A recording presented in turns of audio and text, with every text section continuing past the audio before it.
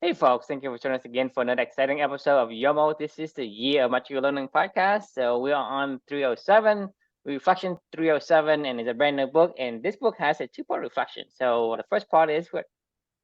Yeah, the book itself is called Conscious Business: How to Build Value Through Values by Fred Kofman. I mean, come on, could that subtitle be a better book? This was like tailor-made for Clubany, honestly. That's why I wrote a two-part reflection. It's actually a pretty short book, but the book description, I mean, it's almost just read it verbatim. Consciousness is the main source of an organizational's greatness. Conscious business, explained by Fred Kofman, means finding your passion and expressing your essential values through your work. A conscious business seeks to promote the intelligent pursuit of happiness in all its stakeholders, produces sustainable, exceptional performance through solidarity and community and the dignity of each member. A conscious business fosters personal development, fulfillment, and individuals' mutual respect in the community and success in the organization. It's a lot of the stuff that you and I care about and talk about and what we want to create. And I thought it was a really good book. So that's why it's a two-part reflection. Actually, I've noticed this on a lot of these books that I write multiple reflections on, 300 plus and, book 300 plus or reflection 300 plus it's almost always when it aligns to like this stuff. It's like my brain just hooks into it and it's like the neural pathways just like latch on. They're like, oh, yep. All right, I'm in. Let's go. Even if I already agree with what he's saying, I still take new little tiny nuggets that I'm seeing, tiny little things that are being said that I'm applying to already robust neural pathways where I'm going even faster with it. And that's why it just sticks in my brain, and I can't get it out. That's why I end up writing multiple reflections. So this part one is, it's not personal, it's business. And I started this one off actually with a fun note. I was writing this reflection, 307, in a hotel room in Atlanta, Georgia, in December of 2022. So, 9 months ago or whatever it was, 10 months ago. And as I was sitting down to write this keyboard, I had this like deja vu flashback because I was writing reflection 75 about the War of Art by Stephen Pressfield in a different Atlanta hotel room in December of 2021. And the reflection that I wrote on that was, gosh, what was the title? Basically, it was like, he who has a why can overcome anyhow kind of thing. I can't remember the exact. Oh, it said beating the resistance is easy when you have a real why.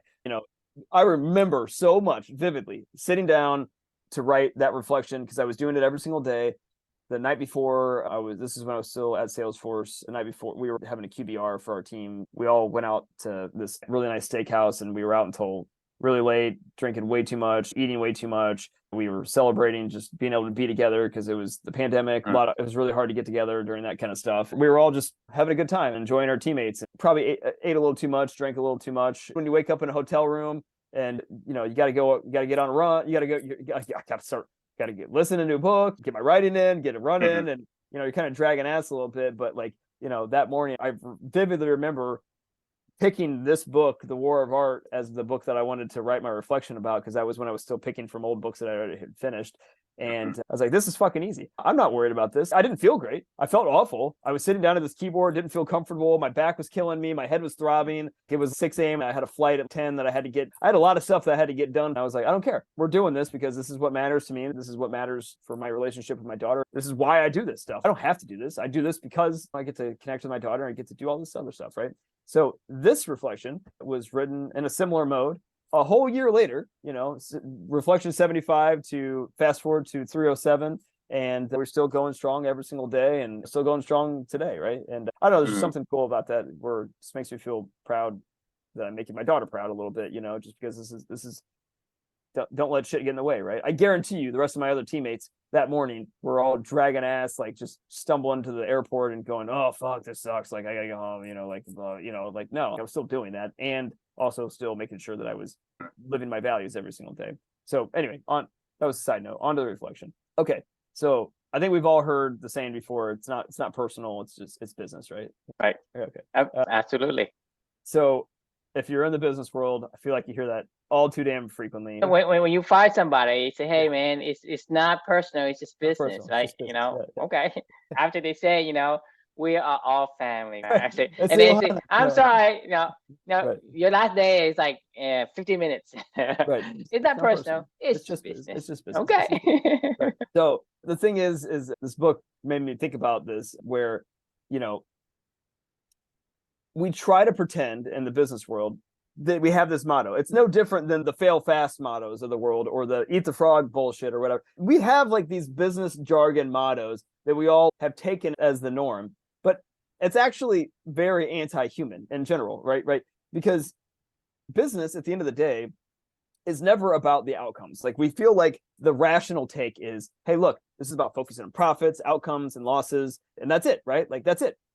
There's nothing more, nothing less. Like it's not personal. It's just business, right? Like as long as we always just focus on the outcomes and we focus on what we have to do here, like we can separate human emotions and all the other irrational things we do from this very tangible, rational thing that we call business. But then it comes into the sales circles and they say, well, it's all about emotions. Right. Appeal to the emotions, what gets you the sale, blah, blah, blah. That's where I'm going with this. That's where I'm going with this. Is it sounds great in theory, but it's not true. Like it's just not true, because business has never and will never be about outcomes. It's always about humans, right? It's about humans, and humans have emotions. Like that is the truth. Like it is. You cannot.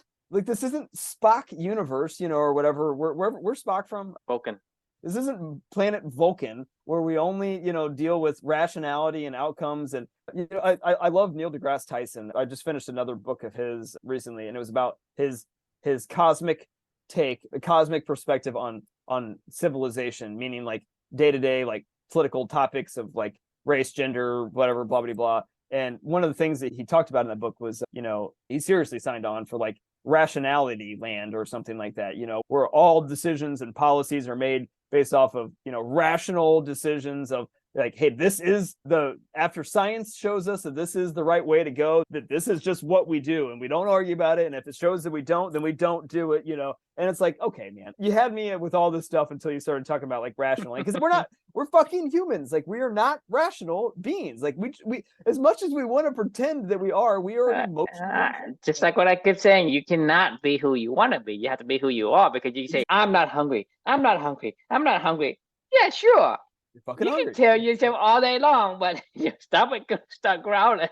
Exactly. We're emotional beings, and business is about humans. So business is really about emotions, right? This guy had this really good quote. Instead of saying it's not personal, it's business, it should be business is personal. Everything is personal. He said this really good quote that I really loved. Instead of business equals no emotions, it should be business equals KNOW emotions and act in accordance, right? And I thought that was beautiful. The idea of conscious business is business with a heart, which has humanity at its core. And how do you do that? Do you bring in the values? Right? This book was tailor-made for what we're doing, because that's what you do. If you want to bring in humanity and you want to bring personal stake, you bring in people's personal values and you connect it all together. And that's conscious business. It is fucking personal. Make it really, really personal for people. Like that's what I've been trying to do with Club Any Light, is make it super personal for them. Like, what do you really love about this job? What do you love about what you do every single day? And find that, do that, latch onto that, and don't do anything else. Like, because it is personal. I can ask you to do all this stuff and you can grind yourself down to a pulp, and then I fire you and I'm like, hey man, you just, it's not personal. It's just, I just fucking wasted all of my goddamn time in my life, slaving away for this. What do you mean it's not personal? Yeah, personal. Like I just did shit that I didn't want to do for your dumb ass and this fucking dumb business, Anyway, so I'd love to get your thoughts. I'm sure you got a lot of, So I think that the first thing that got me questioning is your reflection and say it's not personal, it's business. You don't want it. No, I do. That's why I wrote about it. That's why the question is. Right, but then the reflection isn't telling you what you want to write about. So you want to go. I started. Okay, okay. I started it with the. So I thought you would say it's not business, it's personal. It is. Because that's what the reflection is saying versus you trying to debunk the. Yes, I was debunking my reflection title through my entire reflection. Well, like I said, it kind of stumbled me a little bit when you first said it. Okay, let's see where this goes. But like I said, I was expecting the opposite. Maybe because you and I spent so much time together that I kind of really. I said the opposite. Anticipated that you want to say it's not business. Exactly. I said it's not business. It's personal. It's not business. Like, okay. Well, I think most of us already are tuned with values, because I don't think you need to seek anything. Mm-hmm. Okay, because naturally we are a person that has the internal compass to weigh and value something. If I give you a $10 for your 20, will you give it to me? You gave me $10. No. Exactly, because you know the values, right? And so that's why people have the inherent compass for that. Right. And the thing is, with business, right? With business, you are trying to objectify this concept of personality. And it's not personal; it's just business. You're just making something. It's a human construct. To me, the only thing you need to do is you just rip off all this nonsense. Right. What you're left with is humanity, and all humanity will work together like we wanted to work. Because you don't actually need to go find the person like, hey, find the person's values or know people's value. And like I bring my potatoes. I grew some potatoes and I bring to the market, and I wanted some carrots, right? People say, well, I need the carrots, so I'll trade you. I know my values. Well, that's how the market works. Right. Today's business, like you objectify something, you take the value of carrots and you blur the value of carrot into this fiat currency, which is like nothing more than, hey, let's agree on carrot costs this much. Like, okay, so you basically objectify some value that you have a emotional attachment to, right? And you make it so that it isn't really giving you any emotional trigger. So you basically become jaded by the value of it. And you blur, like smear the value of the things that is important to you. And so when business goes into place, it's like that's how you try to trick people into buying your shit. Because you say, hey, this is more value than, because the thing is, we don't actually think in that way. And so it's hard for us to calculate what does it mean when you give me this amount and then I have to pay you a certain amount. I mean, for most of us, we don't even know if that's equate. But if I give you, if I simplify it to the lowest level, I give you $10 and I ask for 20, you say, hell no, why would I give you that, right? But if you say, hey, I have a carrot and you have potatoes, right? I needed a carrot or I need a potato, whatever. And we exchange that. We know the value of what we have and the value of what we need. That for us, it becomes value-based. It's values-driven. So for us, humanity, we have that internal primitive compass that evaluates everything. And because we take these values and we smear the heck out of it, that we can't even figure out what we're given. And so basically we're being doing stuff that you don't want to do. We have no idea what we're doing. Right. Not just stuff that you don't have any idea what you're doing. Stuff that you don't want to do, that you don't even care about. Like you're like, exactly. Oh, well, because how can I know if I care about something if the value isn't what relates to what I want? Right. Well, what you want is to connect to a broader society, to feel like you're around a group of people trying to work toward a purpose-driven goal. Like all those things do connect to your values. That's very of business. Right. All you have to do is remove it, and you're back to what we call clubbing-esque society. Because that, I mean, but naturally, inherently, we have that already. There's no need for us to go through and sweep the thing and find the values of people, blah, blah, blah, right? All you have to do is remove the bullshit. Yes. This is what I'm saying is, I've learned over the years that, I don't need to do a lot of things to discover myself as long as I remove the things that I say, hey, I don't think I like this one. I start removing it. Then I start finding things I like, because my values and what I care for is buried under the tons of bullshit. Right. I learned something really interesting and new today that I haven't written about. This is in a book that I'm reading right now that I feel like is very on topic for what we're talking about. The book is called Making Winners. It's by Michael Lewis, the guy that writes like Moneyball and Blindside. This is a compilation of his podcast recordings they turned into an audiobook. Mm-hmm. And it's about coaching. The whole thing's about coaching. Can you, like, the value of coaching or not the value of coaching, and how that impacts people or doesn't impact people. One of the topics that he talks about, ironically, in this book is Tim Galway of The Inner Game of Tennis, which is one of my favorite books and one of the ones that we've talked about already on this journey. One that I had my whole team read last month, actually, because like I reread it, recently after the Clubbing Journey ended, and I was like, man, this is just such a fucking good book. But he's interviewing Tim Galway in this interview, and the gist of it is he was like, the day that I stopped he was like, there's a difference between teaching and coaching. He was like, teaching is telling people what to do, right? You know, and you're trying to script out what he was like. I had this epiphany one day. He was like, I was so tired. He's a tennis coach. He was like, I was so tired of saying the same thing over and over and over again to the same fucking people all day long. And he was like, I just stopped saying anything. And all of a sudden, magically, you know, people started doing the right stuff on their own. And he was like, what the hell is going on? You know, this is when he got the inspiration to write this book. So he started to keep investigating this. And he found that the less that I do, the better that I coach you. Meaning, like, get the fuck out of the way of people, because they will figure out how to solve their own problems. Like, all we end up doing when we teach people all day long is we keep putting more and more rules and more structure around everything and more whatever, which now kind of makes me, as we're having this conversation, reminds me of like tennis and a lot of the other stuff that we do in this world, you know, where we keep trying to like put more and more structure around it and go, no, you got to do this and this and this, and then you got to do this over here. If you just fucking got out of people's fucking way and let them be who they wanted to be, do what they wanted to do, I think they would probably figure it out and figure out what they like to do and not like to do. And people would just magically get it all done. It's just get out of fucking people's way. It's so personal, but stop trying to figure out how to put structure to make other people do what you want them to do. I say somebody else's key doesn't work on your house. It doesn't work on your door. So you're talking about the guy who said, "Hey, this is how you try." Remember that guy? The guy. Pay attention to him.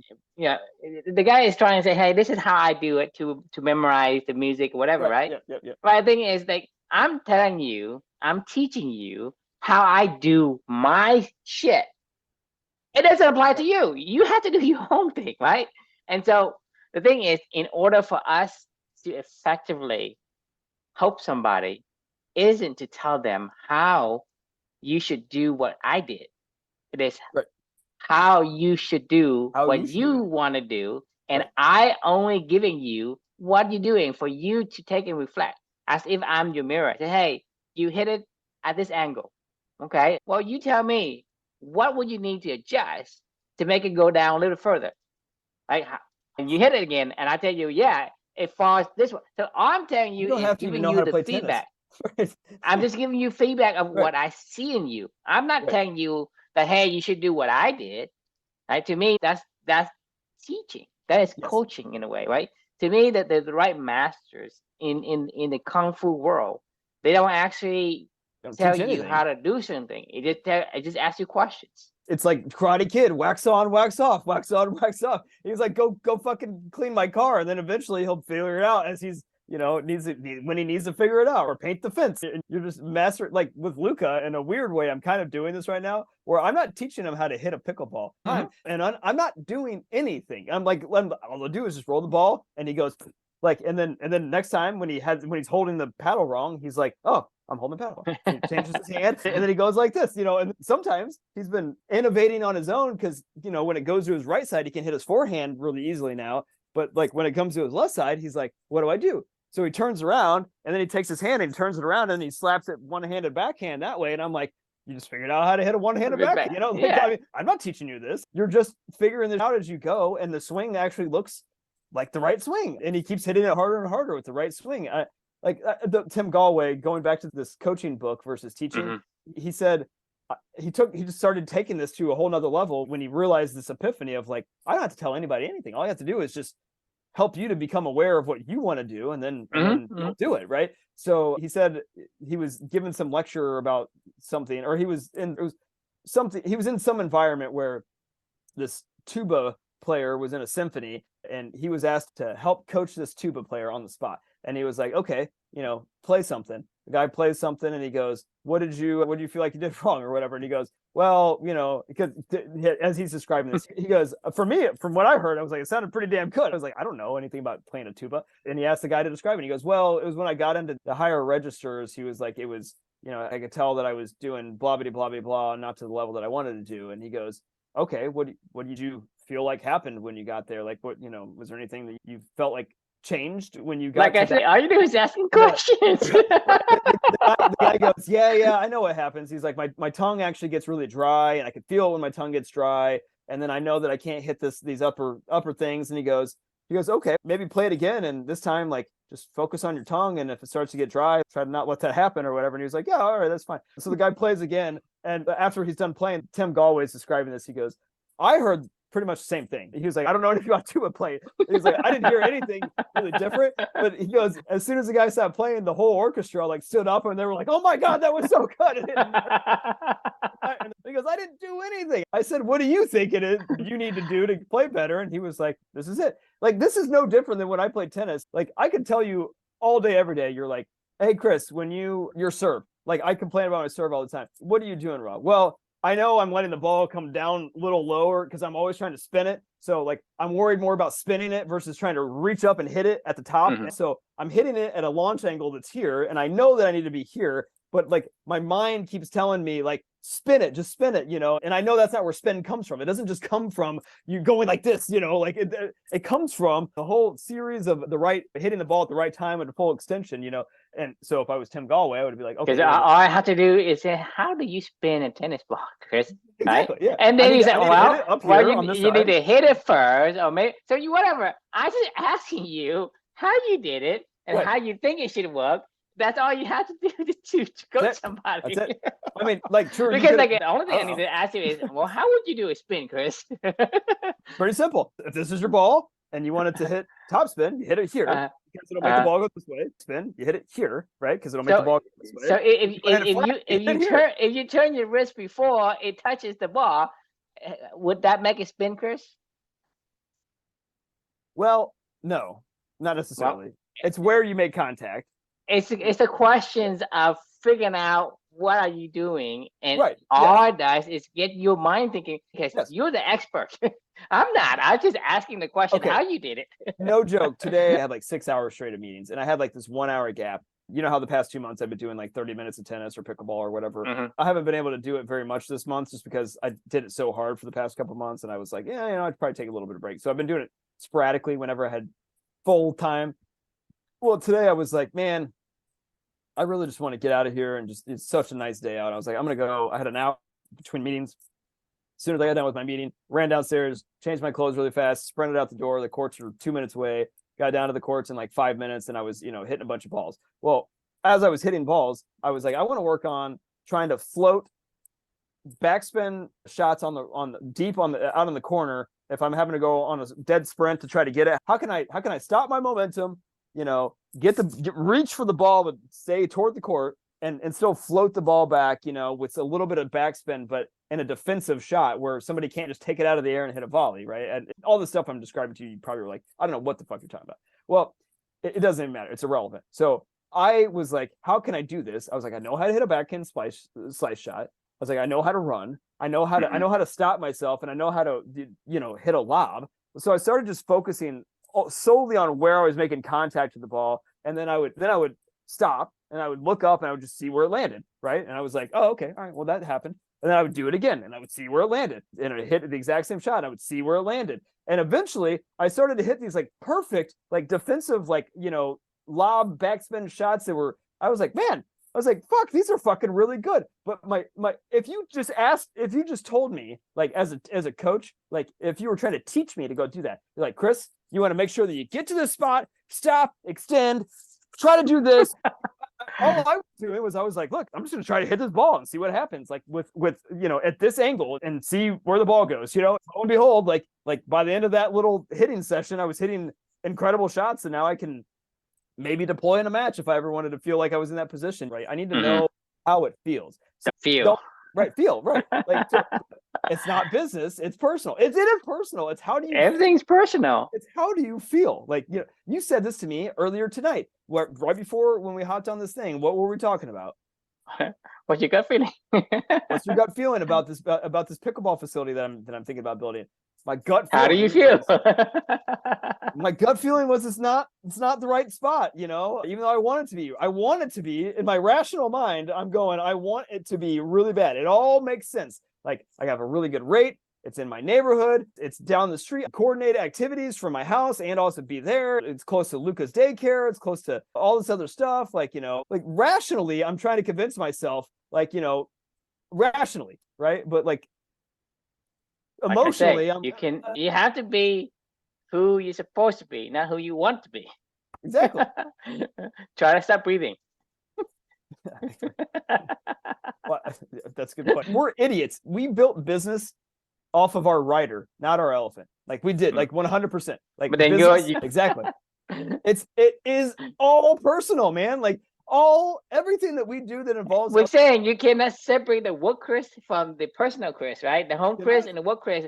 They're the same fucking guy. If he has a bad day at work. I mean, not only that, it depends on what I'm doing, right? Like the poor Will tonight really only knows me when he's playing pickleball for the most part, right? Because like that's how I met him. This is how he knows me. I'm an intense fucking person when I'm in a competition. You see me every night. Would you call me intense? Tonight? A little bit tonight, but in general, I would call myself in a general disposition as happy-go-lucky in general, right? Like I'm usually smiling, happy, you know. I might get excited, but like I mean, you know, I don't know that I'm intense. Right. Well, you never intense because for me it's like I don't. I mean, I've got to the point where intensity is like, what does that have to do with me? Exactly. You want to get angry? Okay, get angry. You want to call me ugly? Okay, I'm ugly. What do you want? What do you want me to say? Right? Yeah. Well, that shit true. You're a dumbass. There's no argument there. In certain areas of your life, you probably are a dumbass. In certain areas of your life, you're definitely not. You know, like most of my life, I'm a dumbass. Exactly. But I wouldn't. The first thing I wouldn't say about you would be True's a dumbass. I would say True's actually really, really smart in areas that True wants to be really, really smart in. I'm sure you're a total dipshit, and just like all of us. Like, I mean, there's no way you can be a genius at everything that you do, but the stuff that you really care about, I know you're not a dumbass when it comes to coding, you know. Like you have to understand you cannot be both tall and short at the same time because it's just opposites. Let's say you want to be a jockey and you want to be like Shaq size. You cannot win a fucking pony race if you're a fucking Shaq and riding on a fucking donkey. You can't be a basketball player. Exactly. You can't be a basketball player if you're a fucking jockey. So you cannot be both. So you cannot have of all of the values and all of the characters and traits you have in the world, you cannot have everything. So you're gonna have to be a fucking dumbass in most cases. Who you are, right? And be a genius in the case it matters to you. Right. You think logically about that, right? You think about it. How can you be so good at everything? How can you do that? Because when you're good at everything, you're good at nothing. There's no depth into whatever that you do. You're a D+ student and everything. Great. Like, you know, I mean, it's cool. I'm not saying that you have to be an A student, but like you should get an A in at least one subject, you know. You always, I guarantee you will be an A student in anything that you like to do. Yeah. I like to make soap. I'll be good at it. I would like to make candles. I'll be good at it. I like to go fishing. I'll be good at it. I like to, you know, go play poker. I'm be good at it. If I like something, like for me, like I like football, right? You can put me in a game. I can tell you like a certain like play, whatever. I can pretty much tell you the strategies of what people are doing there because I'm so addicted to it, right? I was so addicted that I know exactly how much somebody has, how many tackles they make, how much they make money per year. You know how many tackles somebody had on a season? Tackles, how many passes, how many. Jesus. What school they come from, everything. When you talk about all the fucking little details, all the players, not just the starters, like all of the players, like even the back of the backup. It's like, how the fuck do you do that? It's like, well, you know, the thing is, to most people that cannot happen. But if you like something so much that you want to have the information as much as you can get, you're gonna spend as much, because then a lot of times, like for take you for example, right? You play tennis so much that your wife is on the edge of killing you. That's not because you say you spend too much time. That was just the month that I was doing the daily tennis thing. It wasn't even that month. It was the month that I did pickleball, because then I kept tennis and pickleball. That was when it got out of control. But like I say, you have to control it. Otherwise, somebody is going to get mad at you. Oh, yeah. Right? Because the thing is, if you didn't have a wife or a kid, you would probably play more, wouldn't you? Oh, for sure. Exactly. That's my point, because you want to get as much as you can without giving up the thing that you care about. You care about your wife, so you because this is have enough weight for me to lower my intensity of playing, right? So like I said, when I was younger, I have no wife, no kid. I know all that. I mean, I know the playbook. I know the players. I know where they come from. I know who drafted them. I knew the salary. I know their height. I know their speed. I know their agility. I know Right. a And bunch you of learned all that this. because you wanted to. You learned it. Nobody told you to do this. Exactly. You did it because you wanted to do that. And that's the thing. Of course. I guarantee you, when you love something, you will be an A student no matter what. Then you're going to be an F student and everything else. And to me, And this is the way. love This is is the love is a fucking emotion. It is not. like I It is said, not a try to rational stop thing. breathing. You know. Try to stop Right. breathing.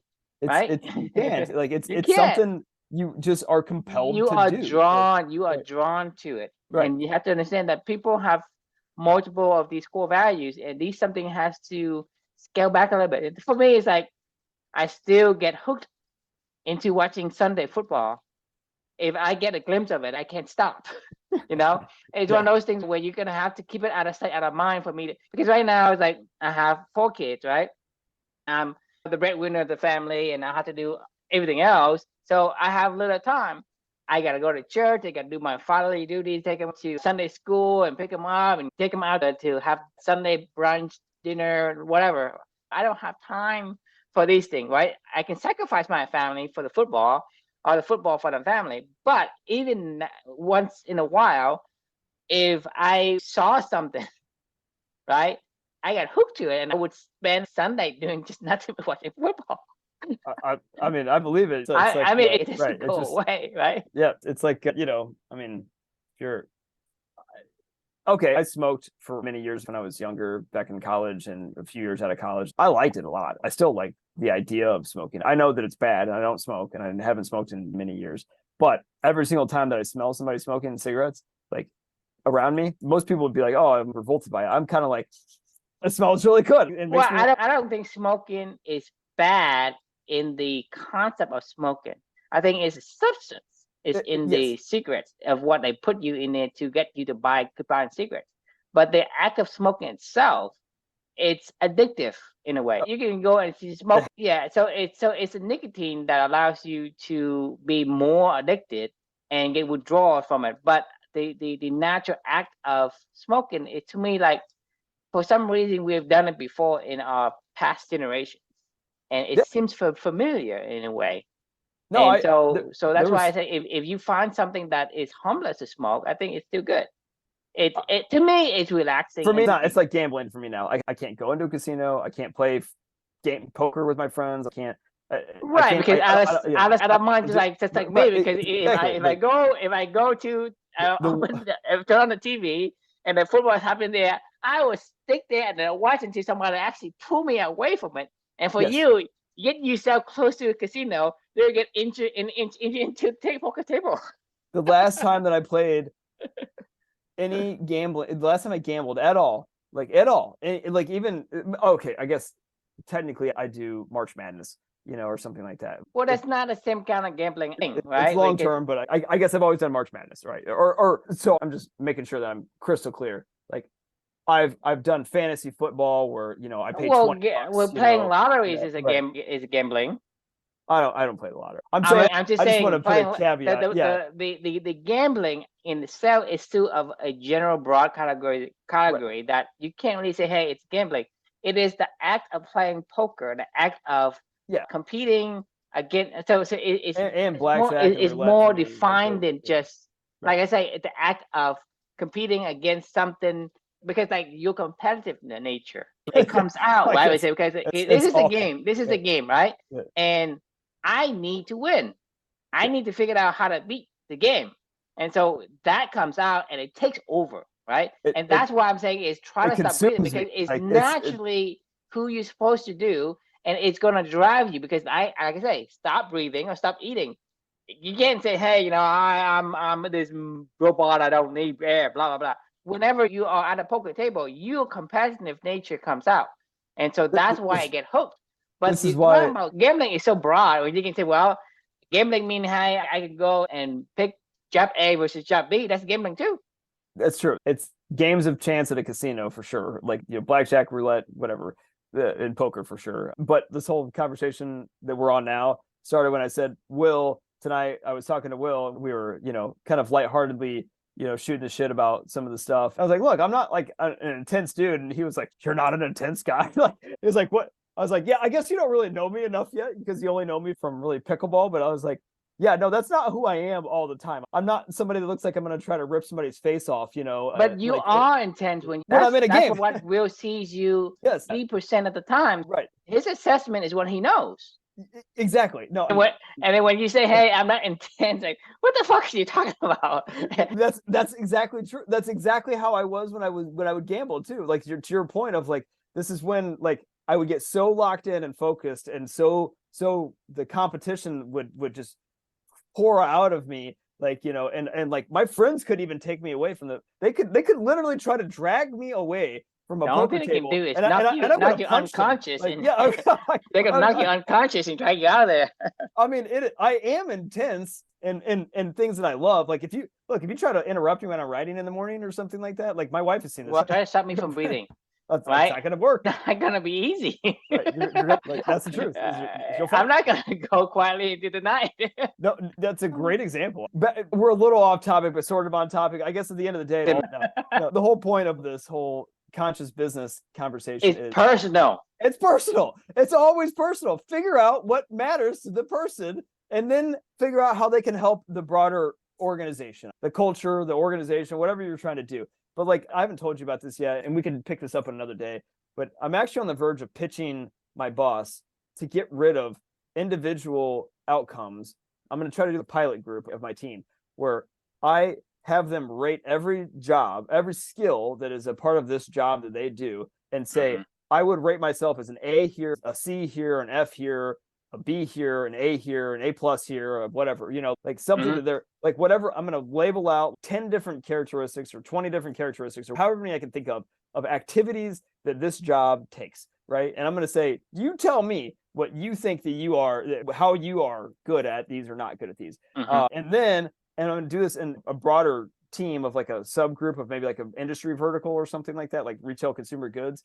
And I'm going to say, okay, great. Like, this is what I'm going to pitch my boss. And I've been thinking about this a while because I've been talking to my team because I've been having them already start to rate themselves in these categories. I was going to say, like, I'm going to start to team people up and go, oh, you're really good at writing emails and copy, and you're really good at making phone calls and having conversations. You're really good at LinkedIn outreach. Whatever they rate A's in themselves, I'm going to be like, oh, okay, well, this person's an A here, A here, A here, and you are an A here, A here, A here. You guys just do that, and whatever you do collectively, I'm just going to split, you know, and see what happens. Like, you are creating the ultimate team. I mean, I'm wholly agree with that concept because no one knows better than yourself about what you love what to you do. like to do, right? So remember how the whole reflection of focus on your backhand, or you know, the from the Everyone Culture book, the backhands, you know what I'm talking about?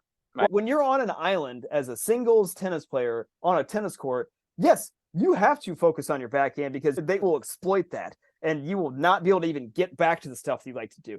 In the real world, and that is a kind environment. And you are on an island in a kind environment where somebody can literally pick on that, and you need to fix that, right? Because if you want to continue on, you have to fix that. In the wicked environment, who the fuck says you have to address your backhand? Who the fuck says this? I don't care. If I don't like doing it, I'm not going to do it. There's nobody that says, hey, Chris, to be a really good sales professional, you got to do all of these things really, really, really well. No, I could be a really good sales professional and do 3 things really, really well and say, fuck everything else. If these are required activities of the job, then find somebody else that does those required activities really, really good, and just pair us up together. Because like, I'll do the stuff that I'm really, really good at, you know, and we'll all probably win better, you know. It just doesn't make any sense. Like, we talked about this a million times about the mammoths, right? Like, great, one of my top performers can kill a deer on his own. Like, that's fantastic. But if I took 2 of my other performers that can only kill rabbits by themselves, and then I paired them up with the guy that can kill deers, like, maybe they could all take down a fucking mammoth, you know what I mean? Like, and that's the whole point, right? Like, I mean, they don't need to be, yeah. I mean, it doesn't need to be this way. Like, why do I only have to have? Reminds me of 300. Of what? 300. What's 300? The book, the movie? No, the movie 300. You're talking about the shield, right? Yeah. Oh, yeah. Right. You're talking about the shield, right? One person can't shield everybody, but you shield the other person shields you, right? Right. And that creates this impenetrable dome that nothing gets through it. 300. Right. You think about 300 against like 300,000 or something like that. It's like, it's ridiculous. Right. But they held that pass. And so you think about, hey, somebody's killing rabbits, somebody's killing deers. Well, you are going to play on their strengths, and the strength's gonna protect the weakness of the other person's weak side. That's the way it works. You are creating the ultimate team. I love that idea. I think that's what company is about. I like to build things. I don't like to go and talk to people. You do. I'm not gonna go and learn how to talk to people, how to convince people and making deals and say, hey, what do you want me to build? I'll build it. Let me build that, right? I love doing that. So I'm not going to figure out how to do things that I hate to do. You bring people in and match their strengths with the other person's strength. That just like you have the backhand. Do what you gotta do. You don't need to work on your backhand. You just need to find somebody who is good, has a great backhand, right? Like find somebody that has a great backhand that maybe has a shitty forehand. Like exactly. Ryan, the guy that I love playing doubles with, has an amazing backhand, and I have a really good forehand. So when we pair up together, it's really hard to beat us because they're like, Jesus, I don't know where to hit the fucking ball against you guys, and I'm like, yeah, I don't have to ever hit my backhand because I'm like, Ryan's gonna be there. He'll hit it. I don't need to worry about it. You hit it to this side of the court and you hit it, you're fucked. You hit it to that side of the court, you're fucked. Like, don't do it. Like, where are you gonna hit it? Like, that's the truth, And people get really frustrated when that happens. It's dynamic. It changes. And why would you ever want to focus on anything that doesn't, like, you don't have, like, that's the thing in a wicked environment. Like, just because you're gonna have a million weaknesses. You gotta be good at everything because there's a million other paths you could go. This is our species have got to where we were because of our ability to rely on the other to cover for the weaknesses that we cannot ever cover. Because I can only cover one point among thousands of points. So I need 1,000 people to cover all the 900 other weaknesses. That's how we can kill a woolly mammoth, because there's no way I can kill a woolly mammoth. There's no way you can kill a mammoth. There's no way you and me can kill a woolly mammoth. You have to get 10 guys, right, with different set of strengths, different set maybe of 100. I mean, maybe 100, maybe 1,000. Either way, it doesn't matter. Like, if they all have, it doesn't matter. We'll be able to conquer the woolly mammoth and get the meat and survive and pass on the genes to the next generation. This is how we become who we are today, Homo sapien. 1,000% agree. Like, so bottom line, it is personal. It's always personal. So the more that we can treat there's it that nothing way, else. There's nothing else. Like, there's nothing else. There is no planet Vulcan. Like, I mean, your writer is an idiot. Sometimes they have some insightful things to say, like maybe they can help coach. Well, the thing is, you have to understand the writer is the 10%, but that writer has the advantage of having the view, because you think about, he's sitting on top of the elephant. He has a view, right? He can give the elephant. He can coach feedback. This is coaching. Yes, yeah. Giving feedback is coaching. It's not telling them, yes, hey, take up your foot and move this way. Take up your foot and move the other way, and spin your trunk this way, turn your foot that way, right? The writer can say, hey, I see there's a tree over here. There's a rock over here. You think, what we should do? Where do I need to go? There's two trees here. Where should we go? Well, that way. Yeah, I'm going to make a better decision than the writer 1,000 times over, right? The writer has the very unique advantage, which is ability to see the elephant. Because like, you can't see yourself. It's hard to see yourself. The elephant is like, hey, I'm on top of you. I am disconnected from you in a way. So I'm telling you what you did. And you have to take that input in and make a judgment yourself. Just like, hey, you're talking about the guy who's playing the tuba or whatever. Say, well, what do you think? How will you fix it? I'm just telling you what I see. I told you this a couple months ago when I was railing on Will, actually, when we were playing that tune-up before our tournament we played like a month ago with Dustin and I.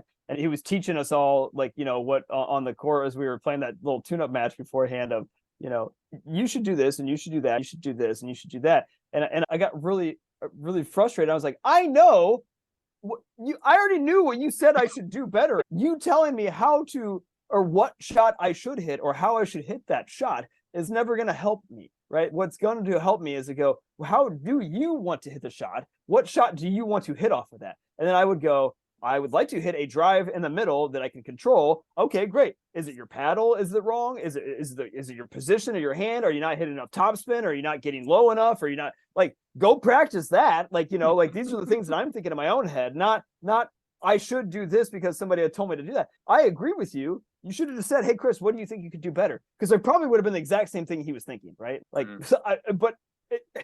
I need to come up to my own decisions. No one will ever tell me what to fucking do. Like, it'll just never happen. I mean, I don't mean this that like we're special or something like that. Like, oh, like you just can't tell Chris what to do. Like, no, nobody. I am adamant about this at this point in time. There's not a single fucking person in this world that wants to be told what to do. Ever. I don't think that exists. Like, do you agree? I agree. Because I hate it when people tell me what to do. It gets me so riled up, and I get so pissed. It's like, it's like, hey, go play, but I don't want to play when you tell me to go play. I don't know why. It's just, and like I said, it's not like I want to. It's not like constantly I want to be defiant. It is who I am. It's like I keep telling you this primitive thing. Hey, try to stop breathing. It's not like I try to become this non-breathing person. I can do it. I cannot be who I'm not supposed to be. Man, you see this with your kids all the time. I see it with Luca all the time. It's like you could literally ask him, "Hey, do you want to do what you always want to do?" And he'll go, "No." And you're like, "What?" Like I just said, "Do you want to like go watch Sesame Street like you always asked to do?" No. And then 5 minutes later, it's like, watch Elmo. And you're like, what? I mean, like it's we just don't like to be told what to do. All right, that was my final thought. Any final thoughts for you? It's all personal. Agreed. Agreed. I don't think you can say it any better than that. All right. So the question we can leave for everybody is the work you are doing personal or is it just business? And if it is just business, then you're doing it wrong. Like, is the point. Okay. Well, we leave you with that then. Good. See you then. Good night, guys.